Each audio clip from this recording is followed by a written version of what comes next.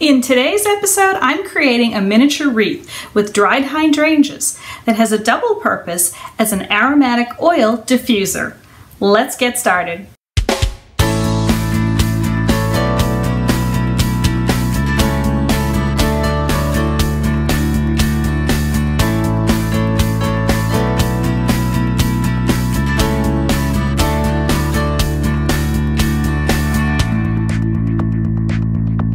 To make the base for the diffuser wreath, I'm using Activa's Active Clay. This is an earthen-based clay.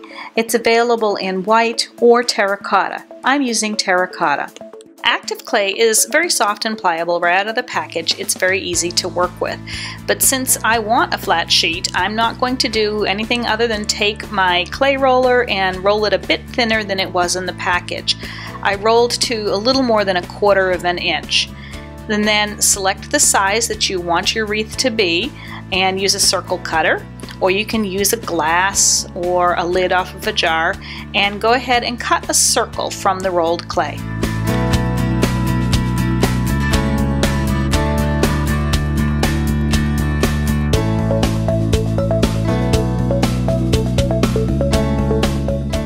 Store unused clay in an airtight container with a damp paper towel and it'll be ready to use next time.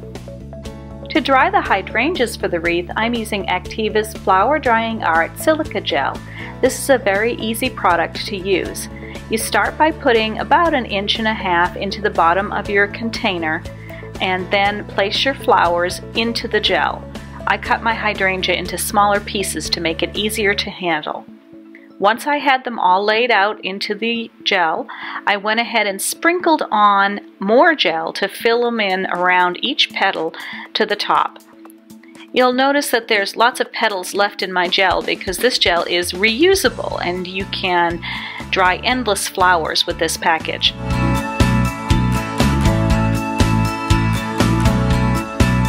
The instructions included will tell you how long to let the flowers set in the gel to dry them, or you can even microwave them, and there is a chart in the packaging to tell you how long to microwave depending upon the type of flowers you're using.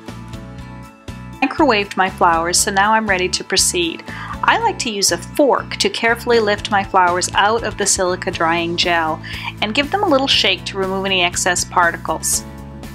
To cover the center of the terracotta disc that I'm using for the wreath, I decided to create a little etched mirror. And I'm using a compact mirror that I bought in the dollar store. I just pulled the mirror out of an inexpensive compact. I die cut this butterfly from etch mask, and then I used the transfer paper to apply it to the mirror. Once the etch mask butterfly was applied to the mirror, I applied a good thick coat of etch-all cream and then let it set for 15 minutes.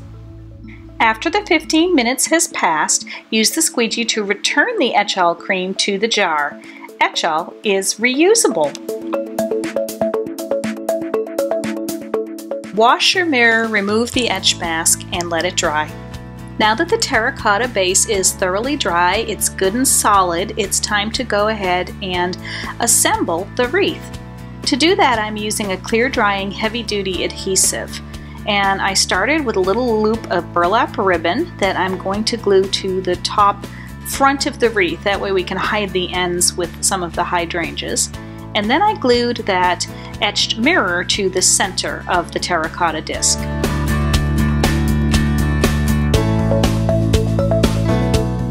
I took my dried hydrangeas and cut them into even smaller little clusters and then used the same adhesive to begin gluing them around the mirror to make the wreath.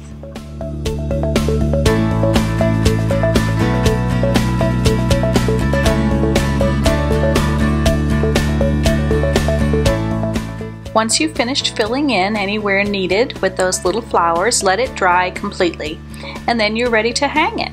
Because it's made of the terracotta clay, you can also add a bit of aromatic oil around the outer edge of that clay disc, and it serves as sort of a diffuser in addition to being a pretty little wreath.